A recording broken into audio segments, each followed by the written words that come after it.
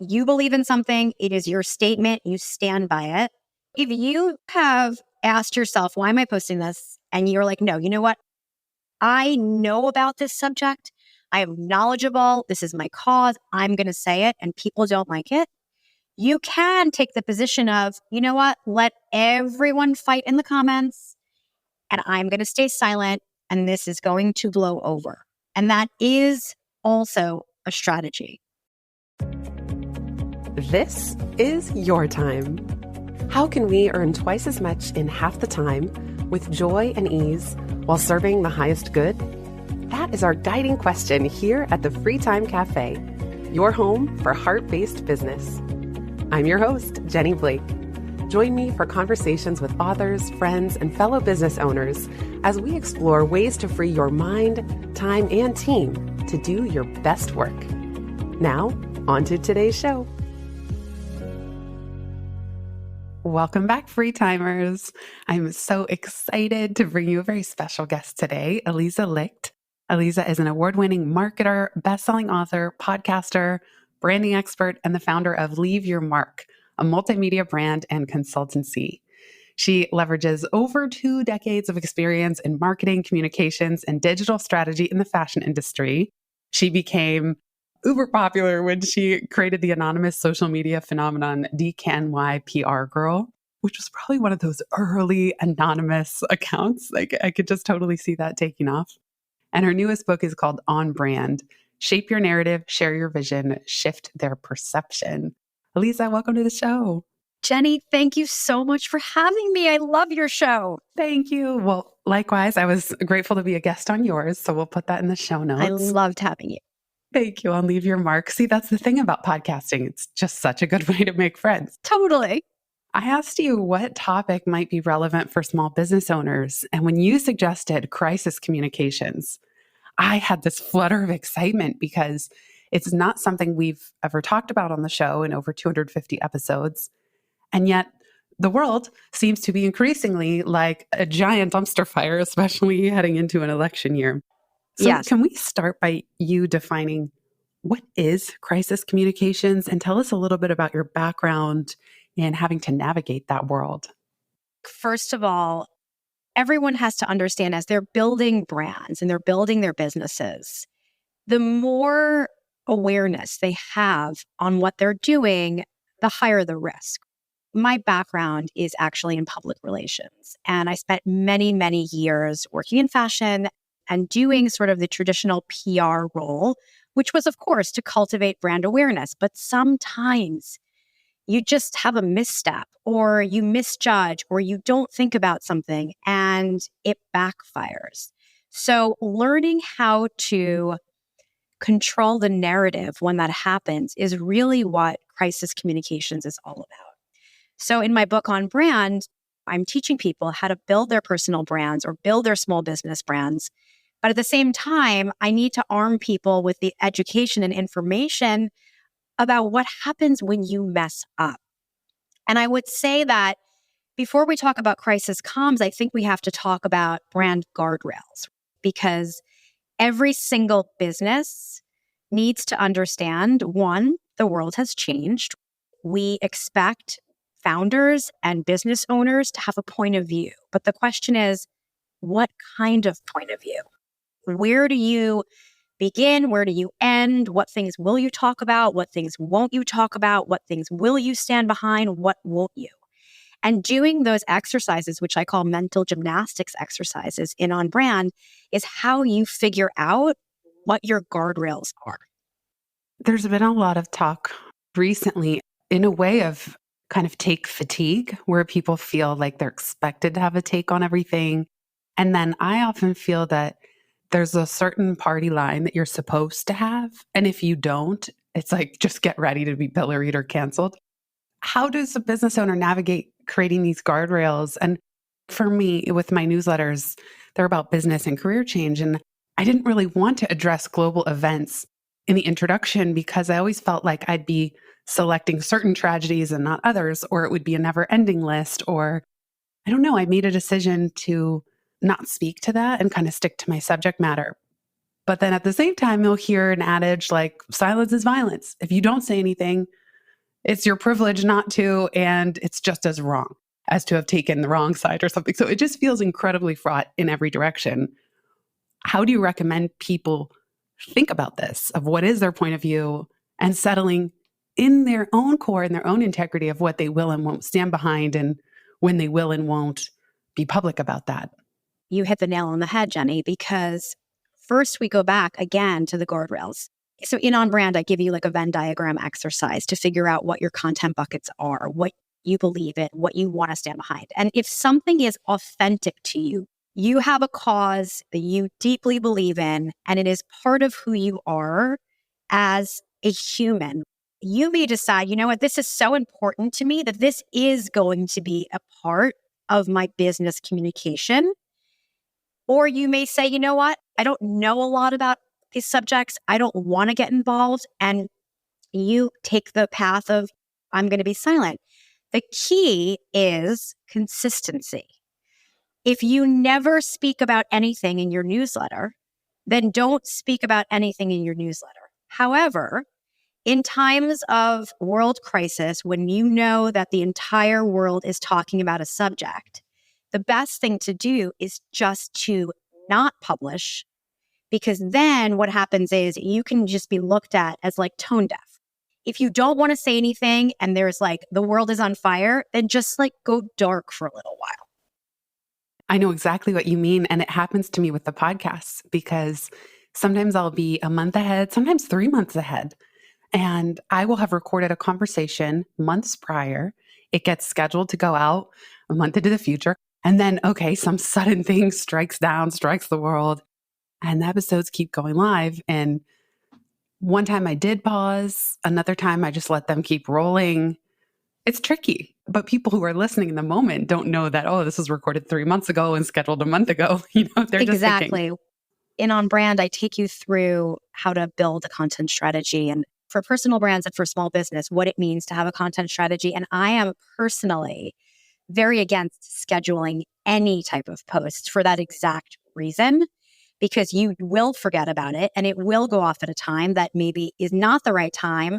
And then maybe your business will basically be attacked because of that. And it's sort of like just an easy thing you can avoid by really making sure that you are clear on maybe what is scheduled, and just doing a quick pulse check with yourself, like the day before. Oh, wait, my episode's coming out tomorrow, or my email for this sale is coming out tomorrow. Like, is that still okay? Should we pause that communication? Like, that is the thought process that people need to have.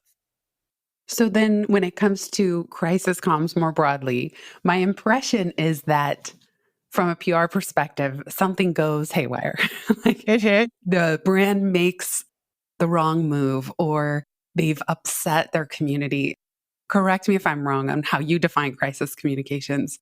I would just love if you could take us to a moment, even earlier in your career, where you learned this lesson the hard way, like feet in the fire, had to figure it out as you went.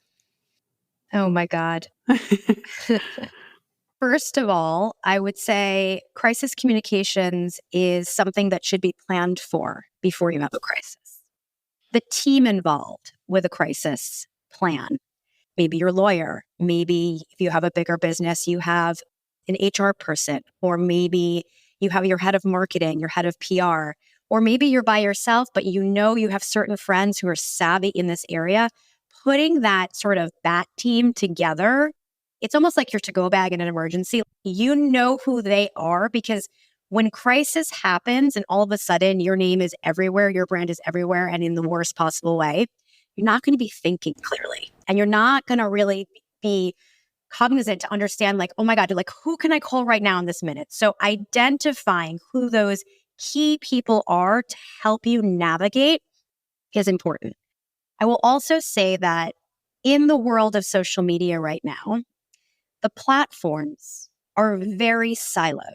So I always advise businesses and people, if a fire starts on one platform, your initial reaction might be, oh my God, I need to apologize and I need to just post this everywhere. But what you're doing when you do that is you're spreading your own wildfire.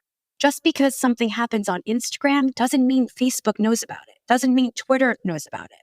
So try to think about containing a fire where it has started. Now, obviously, if you're like a huge brand, that's going to be harder. It's going to spread. But for small business, you can put out individual fires. And crisis communication starts with one, understanding where you messed up. What did you do that has now pissed off your community? Two, how quickly can you respond to that? Because the clock does start ticking. And three, are there actions you need to take in addition to your words of apology that are going to make this more sincere? Because, Jenny, the American pastime is picking apart apologies and deciding if they meant it or not, right? Seriously. Years ago at DKNY, I was the SVP of Global Communications. We were going to work with, or I tried to work with a photographer, Humans of New York, who's very, very famous. We had a lunch and I asked him to do this campaign for us. And he was like, oh, that sounds great. He sent me an email the next day. The quote was way too high, way beyond our budget. I said, oh my God, I would love to work with you, but like, unfortunately, we can't afford this. Creative departments, and this is really important for small businesses because when you have teams of people who are making your creative assets for social media or for emails or for any type of advertising and marketing, sometimes creatives will do what's called FPO, which means for position only. So, meaning this is not the real ad, this is not the real image, this is not the real graphic, but it's a placeholder for what will come. And FPO is a really important watermark to put on something that is a draft. So our creative team mocked up what the windows would look like with this photographer's images as an FPO. The art director didn't write FPO on the image and sent it around as an example for what the windows could look like if we were working with him. And a store in Bangkok, DKNY store in Bangkok, actually printed this vinyl and put it up in the windows. And lo and behold, Humans of New York has a friend who happened to be in Bangkok walking by and texted him and said, dude, your stuff looks amazing in the windows of DKNY. And he was like, I didn't do that campaign. So instead of contacting me, the person he had lunch with, he decided to go on his Facebook page of 500,000 followers and basically say that we stole his images. Oh, no. And when you have a very active fan base, like real fans, they're rabid. They're rabid. And they went after us and he basically blackmailed us and he asked for a $100,000 donation, which was his fee that he had quoted me that I said we couldn't afford, to donate to the YMCA cause that he is active in. And it became this horrible Twitter situation. Now, you referenced DQI PR Girl in the beginning of our conversation. So I was at the front lines of this with people literally sending me death threats over this. And I had to very, very quickly start diffusing and explaining what had happened. And I really went, and of course, consulting other people internally, but we really went with the real story. Like it was a mistake. It was a mistake. And we ended up making a $25,000 donation to the YMCA. But the learnings of that were, God, our BAT team needs to be assembled way before we have a crisis because we didn't have it assembled at the time. And we were really flustered and also trying to move quickly. But you can't move quickly when you need to involve legal and PR and marketing and the people team. And it was just a hot mess. But we ended up taking negative sentiment down from 98% negative for the brand to 48% within 24 hours, which was a huge improvement. It eventually went away, but that was my learning. Oh my goodness. I have so many questions. First, I'll put the negative sentiment article in the show notes. What was the brand that it was for again? DKNY. Oh, it was for DKNY. Okay. Oh, first of all, before I get to one of my tactical questions, how are you feeling in that moment? Because I would imagine that almost our survival instincts kick in and you would just be so flooded with adrenaline and mixed feelings of guilt, defensiveness, frustration at his response. So just take us to the emotional journey of this time. One thing is that when you're a business and you're launching like a marketing campaign, or you are really doing any type of marketing, you need to do what's called social listening, right? You need to not go offline and not have an idea of what your brand status is at any given time, right? So bigger companies do have tech tools for social listening. Because I was on Twitter literally 24 hours a day and I had a second screen at my desk to track the conversations that were happening on and around our brand, I caught this very quickly. I literally wanted to die. I was so upset, one, because he knew how to contact me and he could have just emailed me or texted me and said, hey, you literally said you couldn't do this. And how is this in the window? Like, you need to pay me. And we would have been able to figure it out directly. But he went just really, really just public and aggressive. It was such an attack on not just the brand, but also me personally. I mean, I was panic stricken, Jenny. I didn't know what to do first, but I did know that because his fans were so rabid, we needed to move really, really quickly. And a lot of times when you have an infrastructure or a bigger brand, things move really slowly. Really lighting the fire underneath teammates to make sure, like, get everyone on the phone right now. We need to make a decision. How are we handling this? What is the apology? Making sure the language is correct, making sure we're clear on what we're doing as far as the action, right? The action's the donation. I mean, it was horrible. I mean, I still have PTSD from it. I'm not kidding. How does that show up? This feeling, how it lingers with you? Is it a fear that's going to happen again? Like, how do you deal with that in the long term?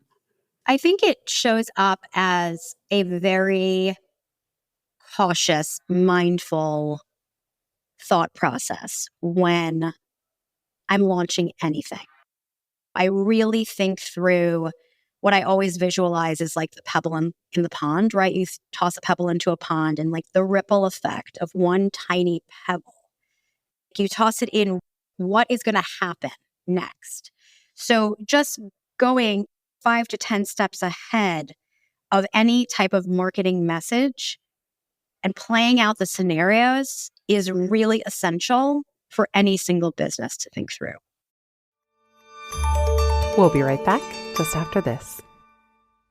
Before we continue this conversation, I'd like to give a very special shout out to the sponsor of today's episode, Inbox Done, a company that replies to your email and manages your calendar so you can get back to what matters most. When you enroll as a client, Inbox Done assigns not one, but 2 dedicated human assistants to clone you. Now, this isn't AI we're talking about. These are 2 highly trained, highly vetted email management specialists who will custom build and operate a system to filter, reply to, and follow up on your emails with a goal of helping you reach Inbox Zero every day. Inbox Done hires native English speakers, primarily based in North America, and pay a fair wage.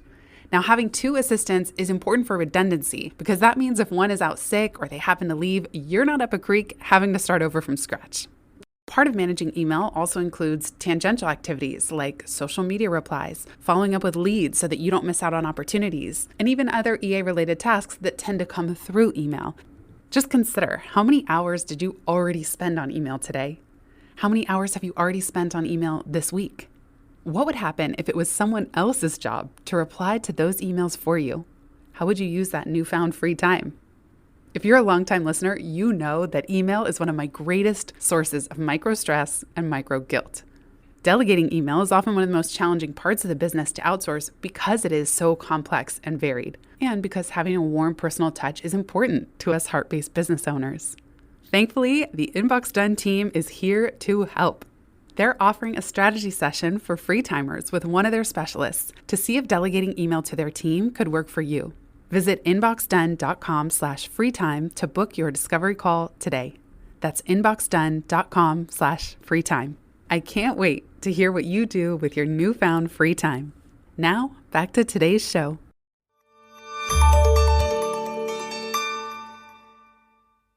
One thing that this story brings up, and thank you so much for sharing it with us, what you've learned, is that the other party and or even the mob, quote unquote, online in the socials is not always 100% in the right either.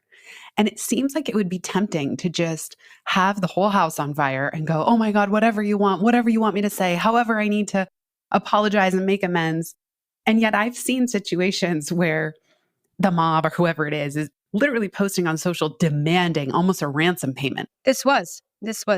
And they'll put it publicly on Instagram.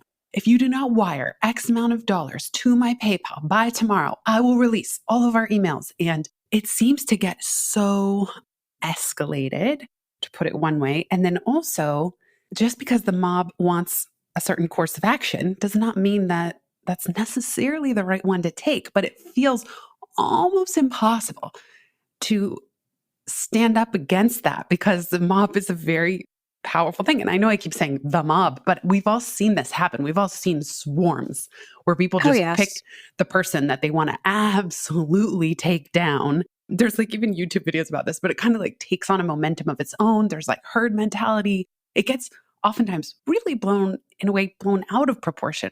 So it seems difficult to toe your own line in the middle of a crisis and not kowtow completely if you know that the other person, like in this case, kind of jumping to conclusions or not necessarily approaching it the right way either, but they have all these people behind them.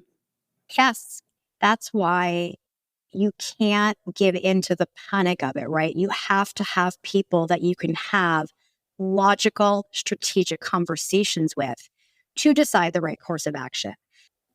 It does seem like the people who are the most reactively apologetic sometimes get piled on even more. And then the people who say, and I hate to make gender stereotypes, but I've seen it play out where, in a way, women seem to be a little more immediately apologetic. And I think we are socialized this way and socialized more to people please than men. Where I've seen men say, accurate. Don't you dare tell me what to do. I'm not lifting a finger in response to this. And then people kind of go away. They go off of it. So it's so wild to me witnessing that dynamic where the people who are trying the hardest or the most apologetic get piled on further. And then the ones that say, I'm not going to listen to this, go away. It's like, I don't know, the masses kind of say, oh, we're not going to make any progress here. We'll keep moving. Yeah. Have you noticed that to be true as well? I have. And I also think this crisis communications topic is extremely detailed and nuanced. And in On Brand, I go through all of the steps and thought process of how you think about it, because even something as simple as saying, oh no, you know what? I'm just going to delete that post. That itself, that action can make the situation even worse, because we all know the screenshot is more powerful than the delete button, right? So every single action you take from the moment you learn about a crisis needs to be considered. That reminds me of the Barbra Streisand effect. Have you heard of this? What is it? Remind me. One time she demanded, there was an article or something. I'll get the link. I'll put it in the show notes. I think that they had put photos of her house or something she did not want public. And so the bigger deal she made about getting this publication to take it down, the more press the whole situation got. And then essentially it got blown way farther out of proportion just from her making a big deal out of it. I'm not putting it very well. I'll have to look it up. But that sometimes for every action, there's a reaction. And that I find the deleting thing, I understand. Sometimes people are very angry and they feel like they've done a lot of work in the comments. How dare you delete this thing? But on some other level, don't we have the right not to have every single thing we've ever uttered, for better, for worse, available for consumption? Like Drew Barrymore had the thing where she did her apology after she was raking the writer's strike. And then I think she deleted something. I forget which of her communications during that time she deleted. I wonder if you can kind of like Monday morning quarterback that one. What we're seeing now, though, is people are putting out their apologies and turning off comments, which means that the comments are going to end up on the post prior to the apology post. But it is a way to mitigate the backlash, because if you are a public figure and you are apologizing, it's going to get analyzed and judged. I mean, there's no way around it. That's part of the responsibility of being a public figure. You have to understand that comes with the territory. But I would say that again, the way people apologize matters. And if you remember, like last year, I think it was, Jenny, remember when Chief had that whole internal scandal of their members? Some of them decided to publicly say that they are leaving Chief for X amount of reasons. It was on LinkedIn. It started on LinkedIn. And the founders decided to post an apology in the comments of the initial post because it had gone viral and they felt that they needed to. The words that they used, like I read that and I was like, oh God, who advised these people? It was just so poorly done. So you really need sounding boards. You need people who do this for a living to really help you craft the message, because apologies are not created equal. What made that one poorly done? Probably, if I remember correctly, it just felt performative. It just felt like, we know where there's a scandal right now, so we're going to do our obligatory apology. It didn't feel sincere. I also think that when you include words like but, or immediately start trying to point fingers towards something else as the culprit, people don't respond well to that. What would make a good apology, on the other hand? Going back to even the comment about deleting a post, I think if somebody did something wrong and they were like, okay, you know what? I don't want this out there. I don't care if it's screenshot, but I want it down. I would probably say something like, I've read all your comments. I've decided to delete this post. This post does not reflect how I feel about X situation. I apologize for making people upset or feel a certain way. I mean, obviously, I'm drafting this like in my brain right now, but it has to be a very clear, I apologize. A lot of apologies don't actually say those words. So now everyone who's listening, the next time you see a public apology, look at the words, look at the language, because sometimes they don't actually say that they're sorry. That's true. And then the but. Well, okay, let me ask you this. What if they're not sorry? Like maybe the reason they're not saying I apologize is that in their heart of hearts, they're not sorry. So then it seems like their customers and community have a choice to make. Do I want to stand behind this Yes. person, right? Or this type of person? Yes. If you authentically know that you stand behind, again, going back to the brand guardrails, you believe in something, it is your statement, you stand by it. By the way, every time I post something in my own mind, I say to myself, why am I posting this? And is this within my own brand filters? Like that is literally what I do. And it is the best gut check ever. And I recommend every single person do it. So if you have asked yourself, why am I posting this? And you're like, no, you know what? I know about this subject. I am knowledgeable. This is my cause. I'm going to say it, and people don't like it. You can take the position of, you know what? Let everyone fight in the comments, and I'm going to stay silent, and this is going to blow over. And that is also a strategy. What were your two questions again for every post? Why am I posting this? And is this within my own personal brand guardrails or your own business guardrail? So the Venn diagram in On Brand, when you do that as an exercise, the joined middle circle is really where you understand what your content mix should be like. And then understanding, there's an exercise in On Brand about like, what is your belief system? What is super important to you? What are things you want to talk about and you want to get behind? What are things that you don't and you want to let someone else talk about? Having that gut check to understand what that is really, really.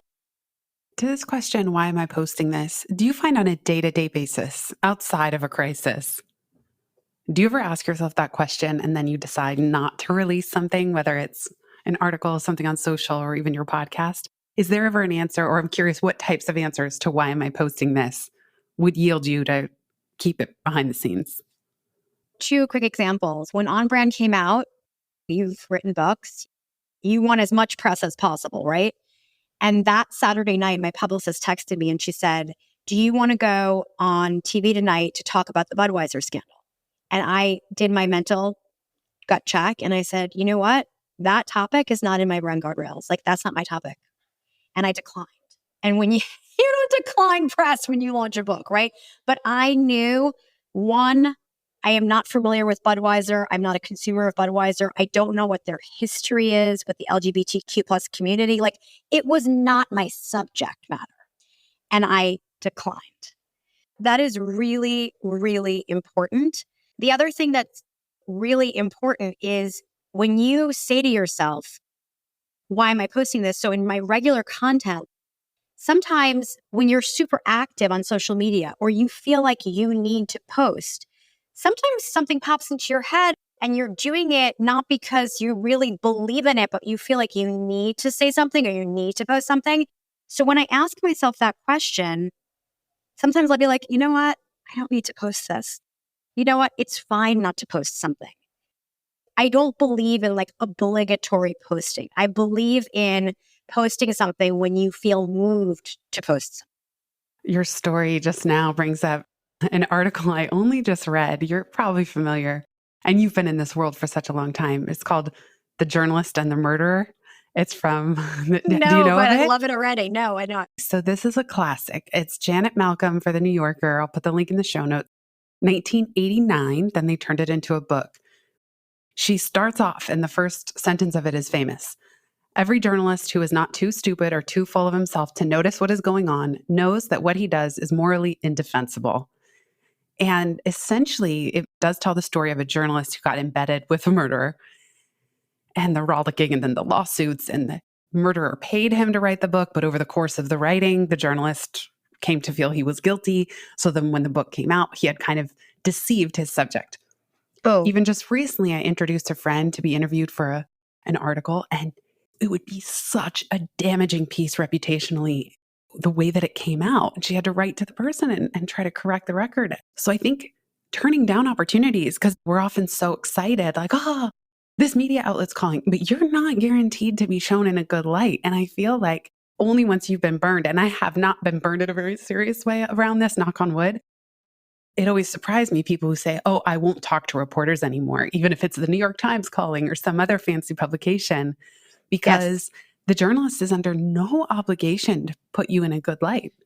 Yes. And to your point in On Brand, I go through what if you do get emailed from a reporter that wants to talk to you about something and the steps you need to take to consider that conversation and what it means to be on the record, what it means to go on background. Like all of those terms are really a contract that you have with the journalist. So, for example, if you're going to start talking to a reporter and you don't say before you start talking off the record, everything is on the record.